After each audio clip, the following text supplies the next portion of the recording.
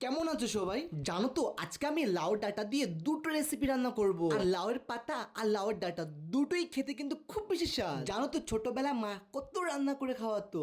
আজকে কিন্তু অনেক দিন পরে লাউ ডাঁটা আর লাউয়ের পাতা রান্না করছি। লাউয়ের পাতা দিয়ে বানাচ্ছি মুসুরি ডাল, আর এই লাউয়ের ডাঁটা কিন্তু মুসুরি ডাল দিয়ে খেতে খুব বেশি স্বাদ লাগে। এইখানে মুসুরি ডাল কিছু পেস্ট করে নিচ্ছি আমি কাঁচা লঙ্কা দিয়ে, কারণ জানো তো লাউয়ের পাতা দিয়ে মুসুরি ডাল বেটে বড়া বানাবো। দিয়ে দিচ্ছি চালের গুঁড়ো, হলুদের গুঁড়ো, লঙ্কার গুঁড়ো, জিরার গুঁড়ো আর স্বাদ মতো লবণ দিয়ে দিচ্ছি কালো জিরে।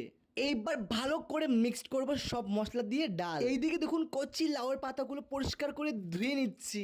ওইদিকে আমার ডাল সিদ্ধ হয়ে গেছে। এইবার গুঁড়ো মশলা দিয়ে দেবো।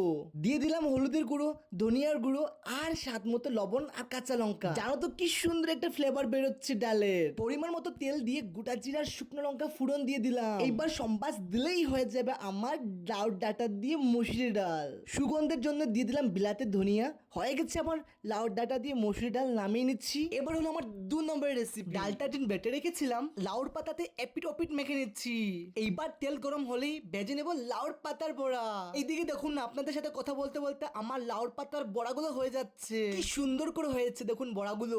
ভিডিওটা কেমন লাগলো কমেন্টে জানাবেন কিন্তু। অসংখ্য ধন্যবাদ, অপেক্ষা থাকবেন নতুন ভিডিওর।